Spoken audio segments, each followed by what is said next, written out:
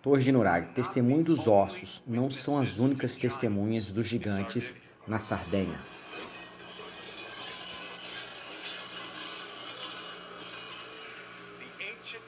O antigo neurótico, a cultura em si, carrega todas as características de um povo mestiço com os Refaíns.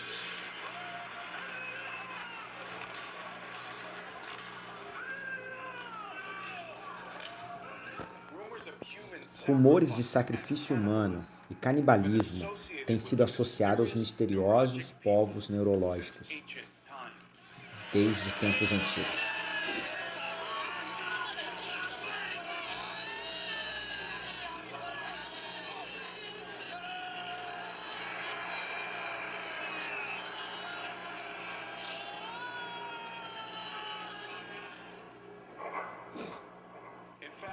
De fato, muitos críticos da Odisseia de Homero concordam que Lastrogônia, o lar dos gigantes devoradores de homens, era a Sardenha. As dezenas de milhares de torres de pedra na ilha só poderiam ter inspirado a caneta de Homero, mas provavelmente foram as centenas de imponentes túmulos megalíticos que solidificaram a Sardenha como a terra dos gigantes nas mentes dos antigos gregos.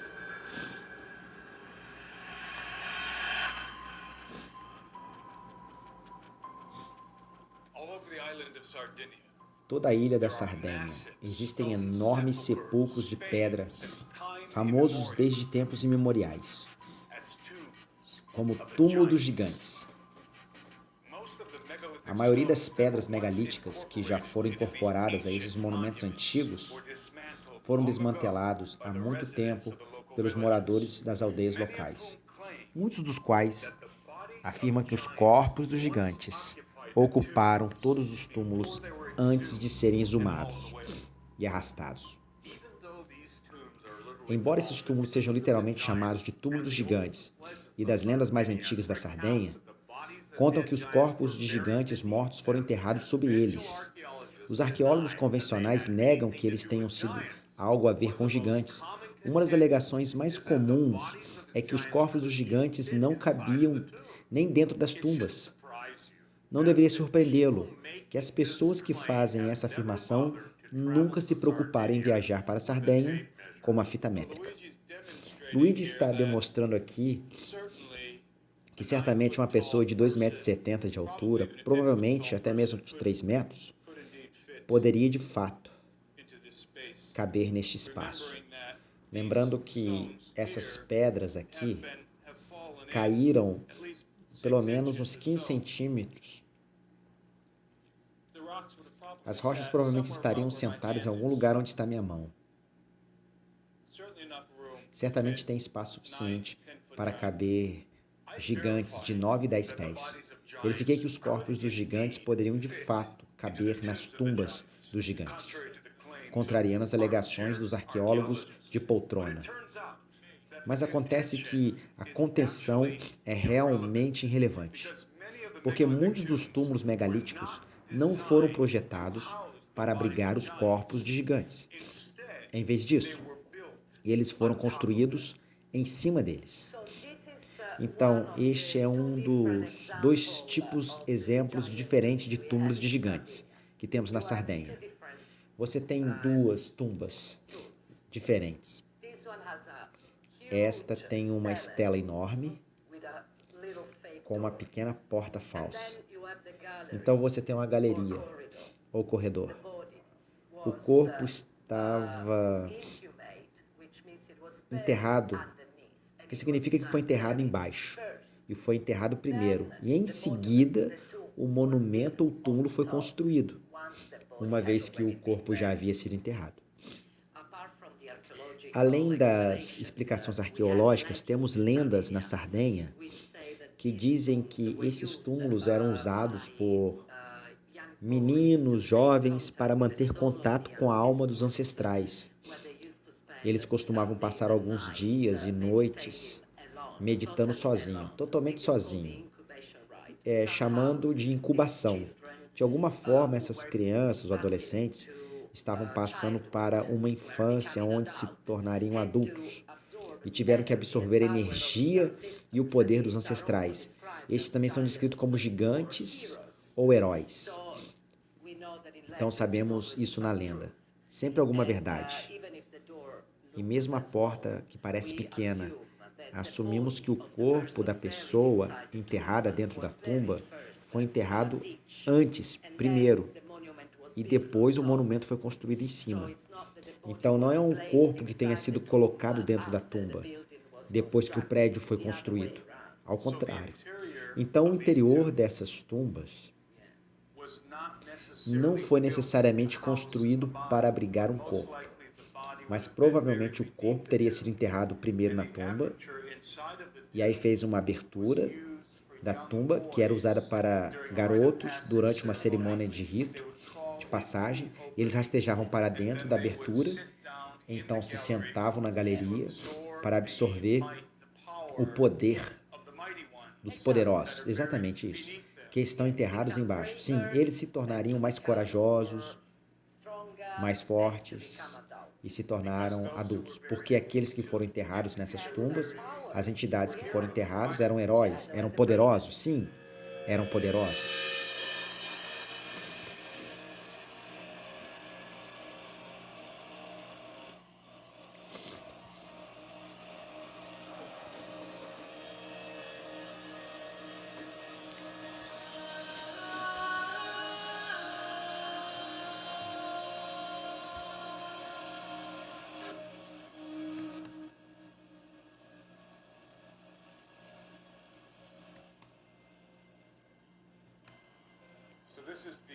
Então, este é o túmulo de um dos túmulos dos gigantes existentes nesses dispersos por toda a Sardanha.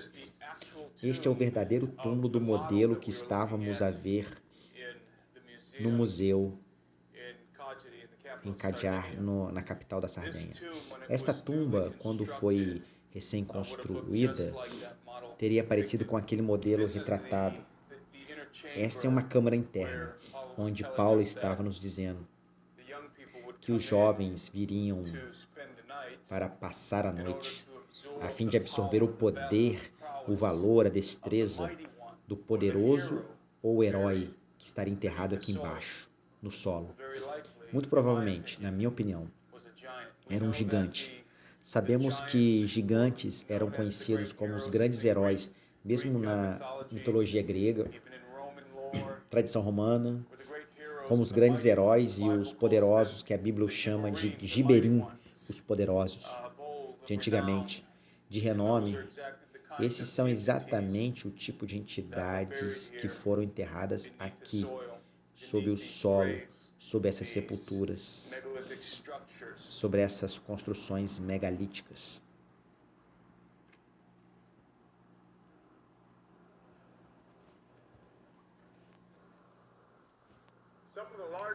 Algumas das maiores pedras que eu já vi incorporadas ao megalítico e estruturas na Sardenha foram usadas nas tumbas dos gigantes, como aquela em que estou agora. Absolutamente massiva essa pedra. Estas pedras teriam sido muito difícil para pessoas de tamanho normal manobrar, se mover, a menos que tivesse usado algum tipo de tecnologia que está perdida nos nossos dias.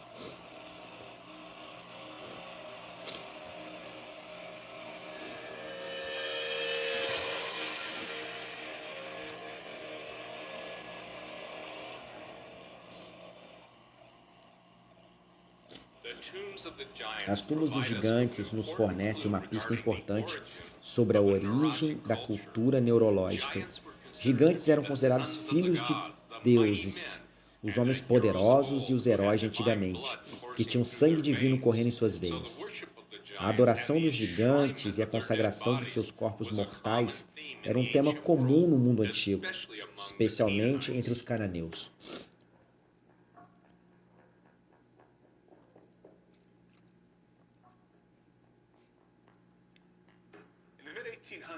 Em meados de 1800, dois acadêmicos, um estudioso jesuíta chamado Antônio Ricciani e o outro um advogado educado em Oxford, chamado John Tyndale, conduziram investigações separadas sobre a civilização neurológica da Sardenha. E eles estudaram as torres Nurag, os túmulos dos gigantes e as tradições culturais do povo sardo. O que é intrigante é que ambos esses homens chegaram à mesma conclusão, de que a civilização neurológica foi provavelmente fundada pelos cananitas, que eles acreditam ter migrado para a ilha antes ou durante a conquista de Josué e os israelitas. Além disso, ambos suporam que, assim como os hebreus descobriram, para o seu desespero, os cananeus ao desembarcarem na Sardenha, havia gigantes nessa terra.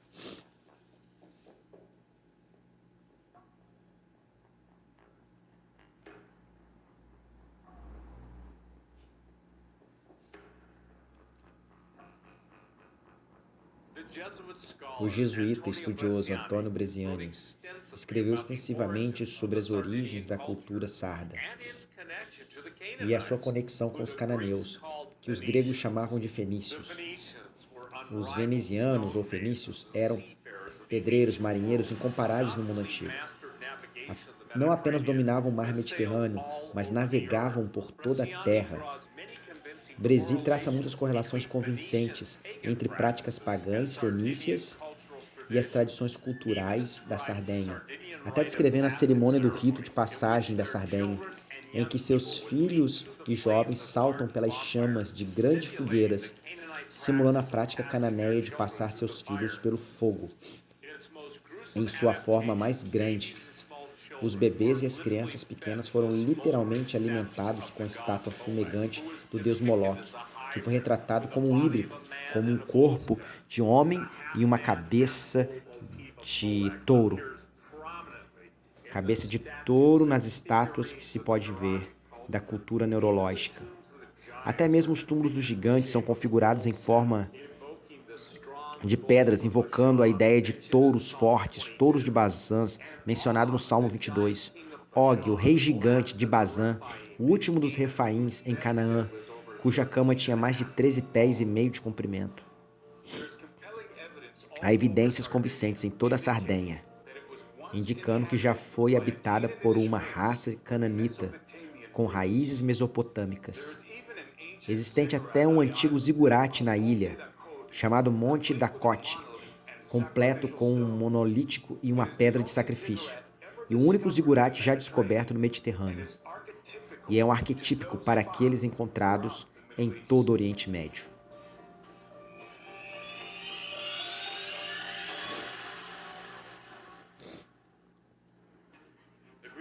O biógrafo grego Plutarco registrou que quando o general romano Inctus Sartorius tomou a cidade de Tinges, ele abriu a tumba dos ancestrais, o venerável gigante fenício.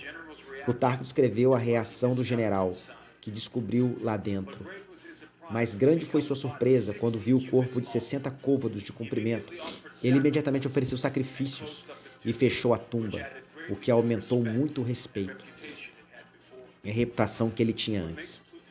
O que torna o relato de Plutarco ainda mais fascinante é que perto da cidade de Tinges, pilhares de pedra foram erguidos pelos fenícios, com a seguinte inscrição: somos os cananeus que fugiram diante do rosto de Josué, o ladrão, o filho de ninguém. Conhecido hoje como a cidade de Tinge, no norte de Marrocos, Tinge estava localizada na ponta ocidental do Estreito de Gibraltar, proporcionando aos fenícios um acesso indiscutível ao Atlântico, mais amplo. Um navio navegando precisamente para o oeste a partir do porto, indo pelo Atlântico Oceano, chegaria no Golfo de São Lourenço há milhares de anos. Enquanto essas viagens ocorreram, um sistema de navegação fornecia passagem do mar para grandes lagos, permitindo que os fenícios penetrassem profundamente na América do Norte. É fato conhecido em antigas minas que existem grandes margens de lagos, especialmente no norte do estado de Michigan.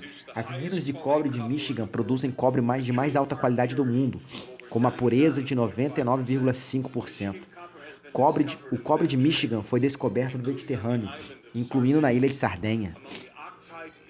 Entre os lingotes de óxido extraídos das ruínas neovrágicas, não há dúvida de que os venezianos foram navegando pelos grandes lagos. Um antigo petróglifo representando um navio fenício foi descoberto em um lugar chamado a Península Superior, em Michigan, junto com a impressão da mão oxidada de um homem muito grande. Não é coincidência que muitos dos montes da América, abrigando os ossos de gigantes, estavam concentrados dentro e ao redor de bacia dos grandes lagos. Então os cananeus, que os gregos chamavam de fenícios, de fato viajaram para as primeiras Américas, e há uma grande quantidade de pesquisa acadêmica para apoiar essa noção. São eles que trouxeram essas ideias sobre gigantes e adoração de gigantes, a abertura de portas e portais. E havia gigantes quando eles vieram e eles estabeleceram uma presença no início da América. Eles estavam fazendo aqui o que a Bíblia hebraica diz que eles estavam fazendo no Oriente Médio. Eles estavam estrupando mulheres e dando luz a híbridos. É essa a razão pela qual os Anassazes, no Canaan, Chaco, tinham túmulos com pessoas que tinham polidiglatia, que estavam adorando, que tinham 6 dedos, fileiras duplas de dentes, mutação de dentes, que foram enterrados aqui nos Estados Unidos. Mas eles colocaram joias em torno desses dígitos extras. Eles os adoravam como sendo, de alguma forma, uma descendência dos deuses de 6 dedos. Acredito que a Sardenha detém a chave para destrancar o mistério dos construtores de montículos na América. E pode responder a pergunta que irritou John Wesley Powley sobre a origem e migração dos gigantes. Parece que esta ilha ambígua no Mediterrâneo Ocidental foi o marco zero para o refinamento cananeu e talvez sua principal fortaleza contra o holocausto divino mandado do céu para exterminar essa raça abominável de gigante. Os gigantes eram temidos caçadores, eles canibalizavam homens, mas eles também foram caçados pelos cães do céu, pelos vigias do céu. Quando José lutou contra os gigantes, Deus rolou pedras de granizo sobre eles e matou mais amorreus do que Josué e seu exército. Desde sua expulsão da terra de Canaã, as raças de gigantes foram forçadas a entrar exiladas e provavelmente regrupando-se na ilha da Sardenha, e de lá migraram por toda a terra. Eventualmente, os gigantes foram massacrados ou criados nas populações em que foram absorvidos. Sua genética e sua cultura foram preservadas, com mais destaque nos fenícios, que carregaram e semearam seus genes em todo o mundo, incluindo na América do Norte. A linhagem dos gigantes diminuiu gradualmente ao longo dos anos em toda a Terra, mas na Sardenha, aparentemente, ainda se manifesta no século XX. A mãe de Luigi, Filomena, me disse que seu pai tinha mais de 2 metros de altura, e o seu pai tinha mais de 2,5 metros de altura, e todos os anciões do seu povo eram de alturas extraordinárias, e eram conhecidos em todo o país como descendentes dos gigantes. Os esqueletos, tal como vos tenho a dizer, antes de serem desenterrados, diferentes variedades, alguns deles tinham crânios alongados, outros tinham um queixo grande. Eu vi um com chifres deste tamanho, como que uma vaca, e eles tinham 6 dedos. Esse gene ainda parece que está por aqui às vezes. As pessoas nascem aqui com... Na verdade, havia um menino na nossa aldeia, ele não está mais aqui. Ele se mudou para o exterior. Este menino tinha 6 dedos nos pés. E isso é geracional, porque seu avô também tinha pés de 6 dedos. Estes são genes antigos que nós, sardos, ainda carregamos até hoje. A Torre Nurag parece ser terrível, ligada aos túmulos dos gigantes.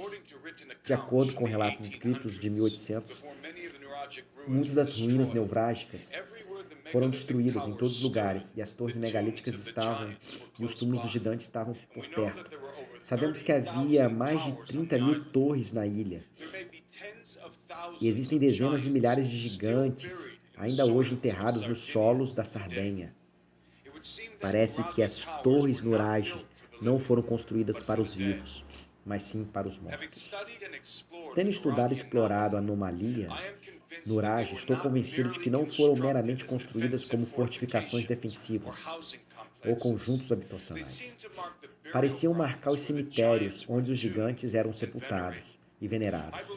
Creio que a explicação mais lógica é que as torres foram construídas pelos cananeus para fins necromânticos relacionados com direito à incubação e o despertar dos Refaíns.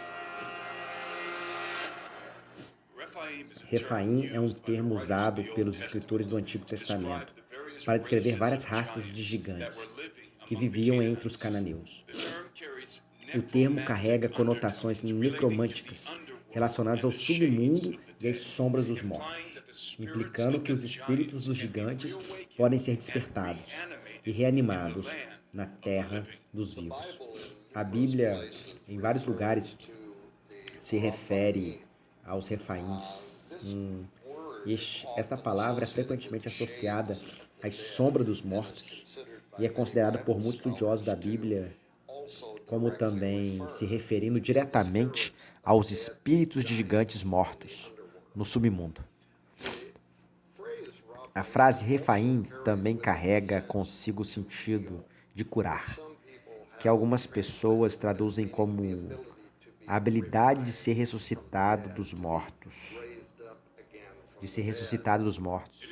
Em seu livro Física, Aristóteles faz uma alusão mistificadora à Sardenha durante uma dissertação sobre o tempo, em que explica que, ao contrário do movimento físico, a passagem do tempo só pode ser percebida através da mudança. Mas nem o tempo existe sem mudança, para quanto o estado de nossas próprias mentes não muda nada ou não percebemos que está mudando. Não percebemos que o tempo passou, mais do que aqueles que, segundo a lenda, dormem entre os heróis da Sardenha, quando são despertados, pois conectam o mais cedo agora com o último e fazem deles um contato de intervalo por causa de sua falha, em notar a referência de Aristóteles para aqueles que são lendários para dormir entre os heróis da Sardenha. Não pode ser coincidência que, à luz das tumbas dos gigantes e das lendas sobre o que Aristóteles parece estar implicando, é que os heróis enterrados nas tumbas, os refaíns, os gigantes, podem de alguma forma ser despertados ou reencarnados, e quando eles não percebem quanto tempo se passou. Durante o antigo rito de incubação, os jovens passam longos períodos de tempo sozinhos dentro das tumbas megalíticas, para comungar com os refaíns enterrados abaixo deles. Parece que os túmulos dos gigantes e as torres Nuraj foram construídas como contadores necromânticos para relações sexuais de espíritos de gigantes mortos e provável possessão por eles. Os cananeus eram famosos por esse tipo de feitiçaria sombria. De fato, os hebreus conquistaram a terra de Canaã. Eles foram explicitamente advertidos a não se envolverem nas práticas abomináveis dos cananeus, incluindo passar seus filhos através do fogo, consulta de adivinhação, espíritos familiares e necromancia. Entre outras coisas, essas práticas não foram apenas condenadas porque eram perversas, mas porque eram eficazes em colocar seus praticantes em contato com as sombras dos mortos e entidades demoníacas.